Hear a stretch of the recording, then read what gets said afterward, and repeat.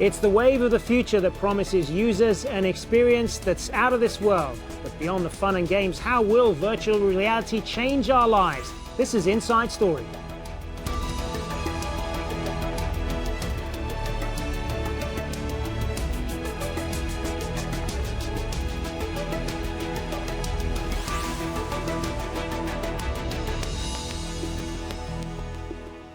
Hello, welcome to the program. I'm Hazem Sika. Ever wonder what it's like to climb Mount Everest, walk in space, or fly like a bird? Well, virtual reality brings you as close to the real experience as you can get without ever leaving your home. It is a booming business, and companies are racing to outdo each other and come up with the best technology to plunge users into an alternative world.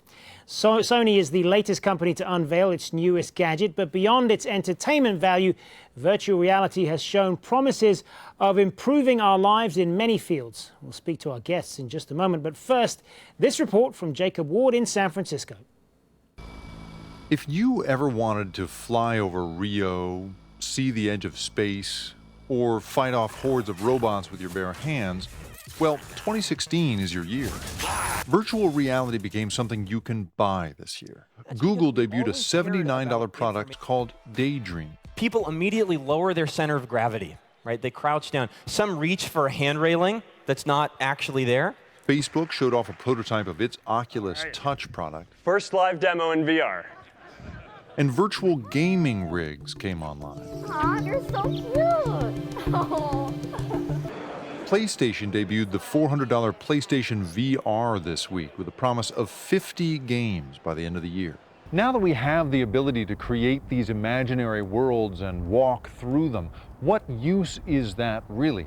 Do you have to just use it for entertainment, video game experiences where you go onto a bridge like the one behind me, blow it up, have a firefight on it?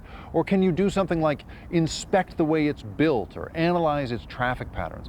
When is this stuff going to move beyond the realm of entertainment and into the rest of our lives? One company, Matterport, is trying to transform the real estate business. As a company looking for office space, it's often hard to get the 10 executives who care to all visit the same space at the same time. And so having these portable 3D models that let you be anywhere at any time is really valuable. And Wendelin and Asa Raskin spent their honeymoon developing a product that can make any video into a virtual reality experience. We came across actually a video of our first dance from our wedding, and we were in full-on work mode, so we were not, lovey and romancy. And then suddenly we were there again, and we got emotional. That's the sort of thing it does. Sony and the rest are trying to sell escapist fun at the moment, but the idea of connecting to our own world, not a made-up one, may be the real promise of virtual reality. Jacob Ward, Al Jazeera, San Francisco. Well, joining me now in the studio is Ousama Itani. Ousama is the Senior Innovation Strategist here at Al Jazeera, and he's been good enough to join us now and talk about some of the technology here. So just talk us through what you've got here. You've got a pair of goggles there, and you've got a camera there. That's right. So a lot of virtual reality experiences you can watch today are filmed. They're cinematic, and they're usually captured with a system similar to this in principle, which uses multiple cameras in a kind of a rig. And this is one of the rigs we 3D printed here in the innovation department. Beyond that, once you've got the footage captured, you'll need to display it. A lot of people watch this kind of content on their computers or their mobile phones, but if you have the money to spend, you can get a head-mounted display like this one from Samsung, or if you want to go all out, you can get a full-on, completely motion-tracked system like this one from HTC. And one of the things that certainly struck me about this, and you and I were talking about this in the office earlier, and I tried these out for a little bit, but immediately you're struck by what an immersive experience the whole thing is. It's like you're transported into this other world when you put these on. It really is, and I think that's the concept that we really like to focus on when we shoot something in VR, is the sense of presence, the fact that we've been transported into another space that isn't our regular reality. And that's the whole concept of virtual reality.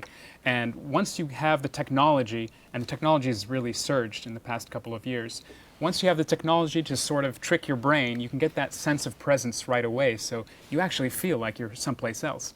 And that leads to some new ways of storytelling that we've found. Indeed, because this isn't, I mean, a lot of people, when they think of virtual reality, they think of video gamers just kind of escaping into this world, but it's way beyond that, isn't it? It is. We definitely have a lot of support from the gaming industry because they have a lot of investment into the technology and the software and the games. But storytellers, documentary filmmakers, and other industries as well have a lot to benefit from VR. Everything from travel to retail, advertising, even medicine and health. And interesting as well that this kind of this kind of virtual reality with the goggles and so on has been around for quite some time. It's been around since the 80s and 90s, hasn't it? But only now is it really starting to pick up. That's right, and you're seeing consumer products actually coming out, and that's the big change. Previously, you'd have to be in a high-end university laboratory to have one of those experiences in the 80s.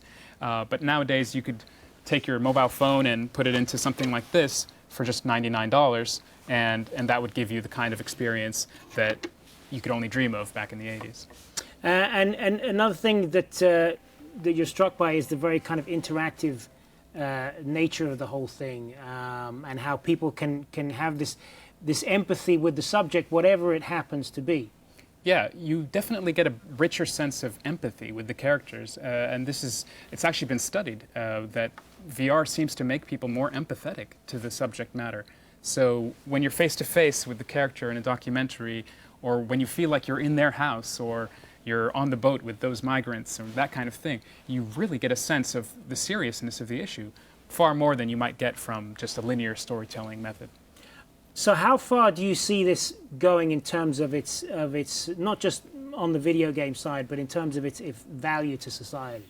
Well, the value to society will increase only with adoption. Right now, these kinds of headsets haven't seen the levels of adoption that we could expect that would really bring this to the mass market.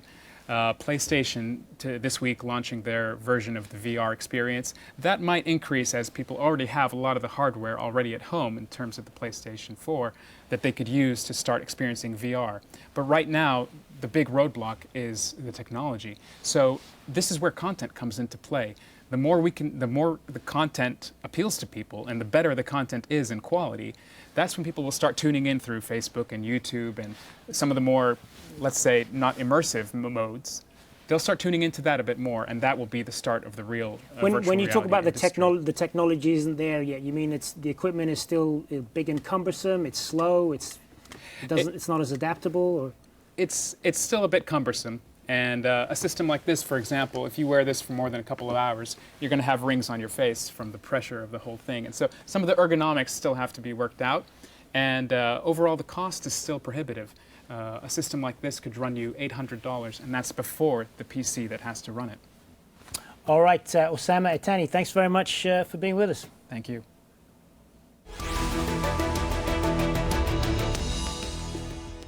All right, let's talk more about all this now with our panel. From Istanbul, we have Benedict Moran, who is an independent virtual reality journalist and filmmaker. In Rome, we have Hasselbalch, the co-founder of Ethics.eu, and joining us from Amsterdam, Maarten Laken, who is a neuropsychologist specialising in virtual reality. Good to have you all with us. So, Benedict Moran, let me start with you.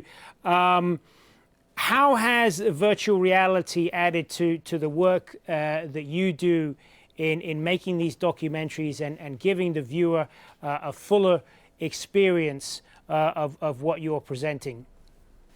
Well, in the situation of my latest documentary, which focuses on the civil war and severe food insecurity in South Sudan, we wanted to take our audience directly to South Sudan, to the swamps where people are desperately looking for food, to villages where people have been displaced.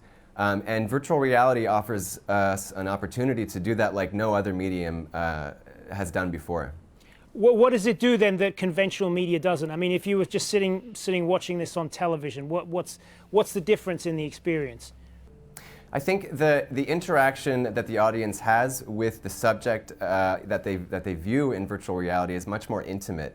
And as your guest said previously, the interaction is very empathetic. They tend to understand the issue much more deeply. And so for us, explaining a complex situation like South Sudan and the civil war there, we wanted to use a medium that would really help our audiences, which is mostly in the West, where this technology is available, to better understand the situation of, let's say, a displaced person in an IDP camp in South Sudan. And Hasselbalch, virtual reality is certainly something that has endless possibilities, but what do you see as some of the ethical dilemmas, the ethical questions that this brings up?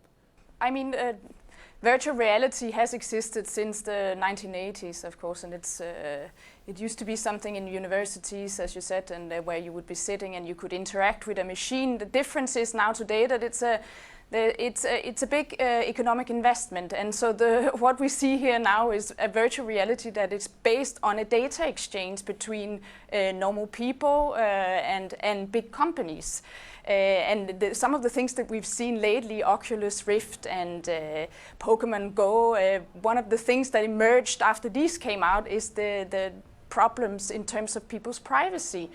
When you interact with a machine that automatically will look back at you and will collect your data, there are several ethical implications. And right now, the way we see it is that if there's a lot of interest and a lot of movement with this field, we don't see too much movement in terms of ethical ways of developing these technologies.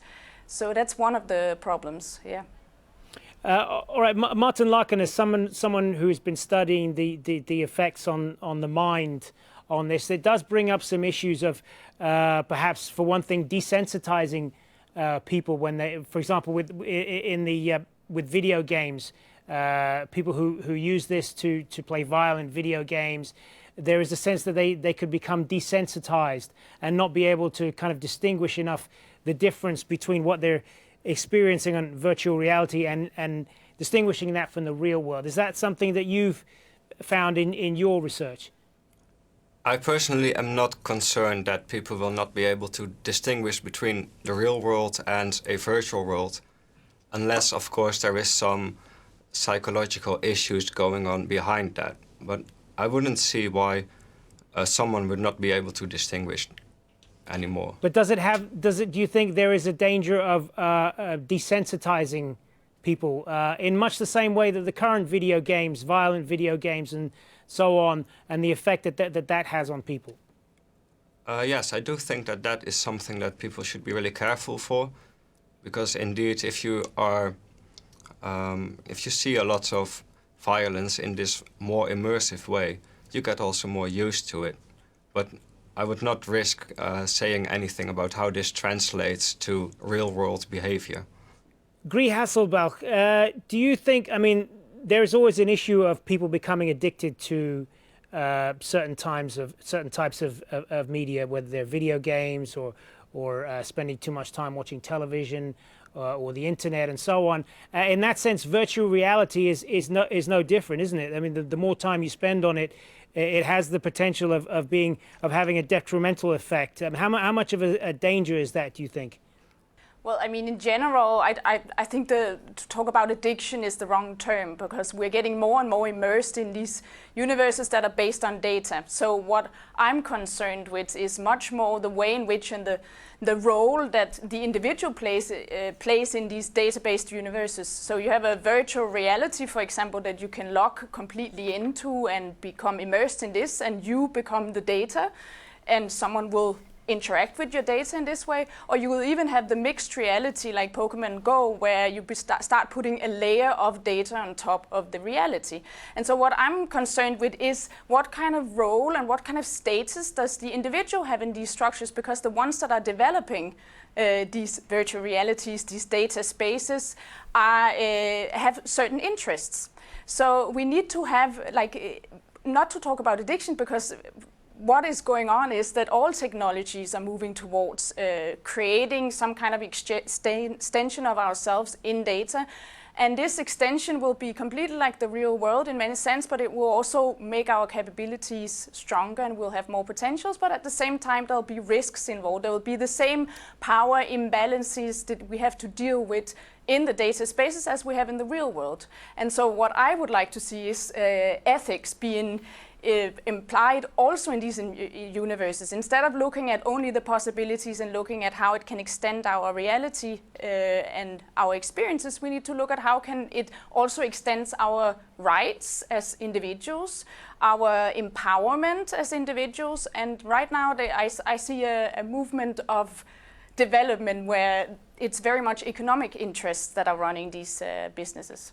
Benedict Moran, the head of Sony, is calling this the biggest innovation since the emergence of television. I can assume he's talking about his own product there. But what comparisons do you think this can draw from television in the sense that this is very much in its infancy, and in that sense, there's a lot of unknowns there, isn't it? Yeah, that's a really good question, because in the early decades of TV, right, after it emerged from radio, what people did was they recreated radio in front of a television screen, in front of a camera. And that is kind of what journalists and filmmakers are doing right now. They're recreating the skills, they're recreating something using the skills that they learned through video in virtual reality. And that's not at all the future of virtual reality. As filmmakers and as journalists, we need to completely relearn a new set of skills. I mean, that means how do we direct in a 360 environment where we can't necessarily control where the audience is looking? And there's also technical skills that we need to learn, you know, how to stitch all of these cameras together, how to use ambisonic and stereo sound. All of those are new things that have yet to really be figured out. And I think there's a large industry that is experimenting with but there's still a long way to go.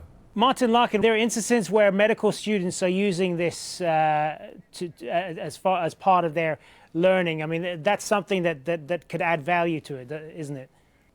And definitely, there's multiple ways in which virtual reality can improve people's lives. It all depends on how you would use it or how the people themselves use it. Hasselbalch, when we talk about virtual reality, it's, as I was saying, it's still very much in its infancy. How long do you think it's going to take before this gets a kind of mass market acceptance? Well, I mean, it's already there. It's hugely popular. If you go around on the streets, you will see people going around playing Pokemon Go. It's a different type. It's, of course, not a full immersion, but it's mixed reality. So it's already there. And I mean, all technologies are going in this direction, or in all the technological development is going in this investment. And if you look at some of the biggest tech companies in the world, they're all investing in this and, of course, in machine learning technology. So these are the two areas. So it's a question. It's a question of a very short time, and that's why I'm concerned with the development, because the faster it goes, it needs an ethical awareness in the developmental phase where we are right now. Benedict Moran, what's your take on perhaps the dangers of this, that people could become addicted to this sort of thing and just escape into another world? I mean, although escapism is not necessarily a bad thing, is it? I mean, I have to take the other perspective. I hear what the other guests are saying, but as a storyteller and as a nonfiction storyteller and as a journalist, I want to take advantage of what is a totally transformative new medium to help people connect with other people. And to understand complex issues that are happening around the world. And virtual reality does present us with a new set of tools that allows for that. I think the package, your story earlier by Jacob Ward, really said that clearly, that the promise of virtual reality is in helping people connect with other people in the real world, not necessarily kind of escape into the virtual world. Maarten Laken, when we talk there about being able to connect, there's also an issue, isn't there, of some of the medical value this has in helping people to confront some of their problems. I know that some of this technology has been used, for example, in helping people confront things like post-traumatic stress disorder and various phobias and that sort of thing, doesn't it? Yes, there have been done some beautiful research on how virtual reality can actually help people overcome their PTSD or phobias, in which they expose them to their greatest fears in a very controlled and delicate way, which can be increased more and more and more. And the beautiful thing is that they actually see the same results as in vivo or real-life exposure in virtual reality exposure. So this brings great opportunities to expand or bring virtual healthcare more closer to the people. And have you seen instances of this in some of your own research where this kind of thing really benefits patients as opposed to whether they didn't have virtual reality at all? We have seen we have done one good pilot study in which we saw that where people with intermittent claudication actually improved their therapy by using virtual reality based on a distraction method. So you distract the people from the pain that they will feel while walking, and then we see that they walk further, and thereby their quality of life actually increased. And do you see any limits to this technology and how it's applied to neuropsychology?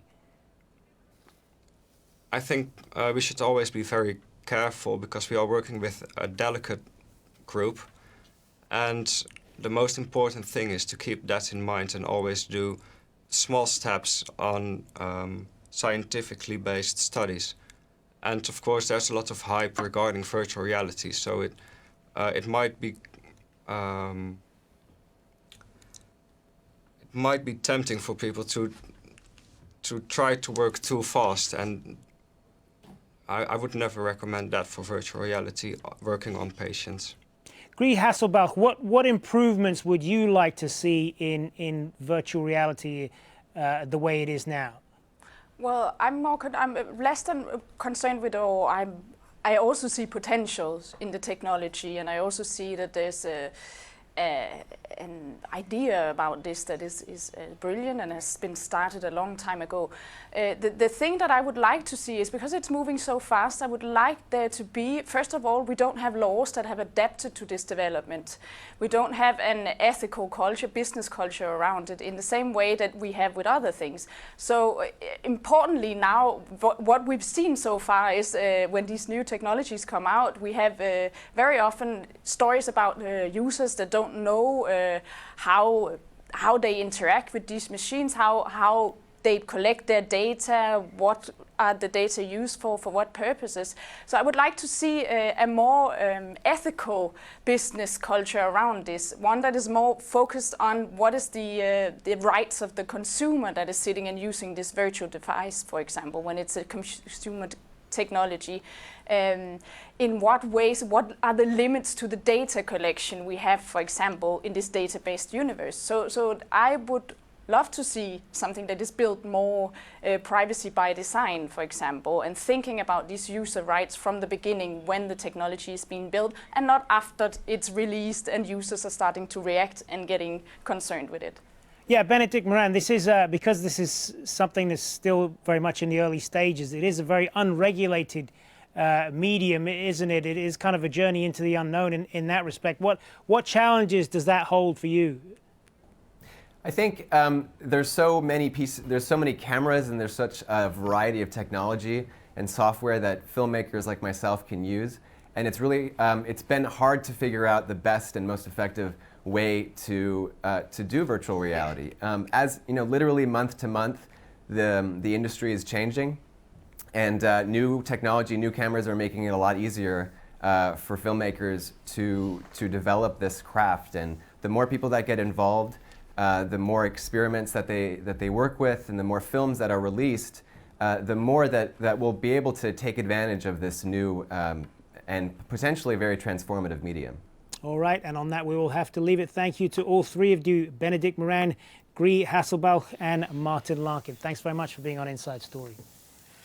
And our thanks as well to Ousama Itani, who joined us in the studio a little bit earlier. And thank you for watching Inside Story. As always, you can see the program again anytime by visiting our website, aljazeera.com. For further discussion, go to our Facebook page. That's facebook.com/AJ Inside Story. You can also join the conversation on Twitter. Our handle there is @AJ Inside Story. For me, Hazem, Sika, and the whole team here, bye for now.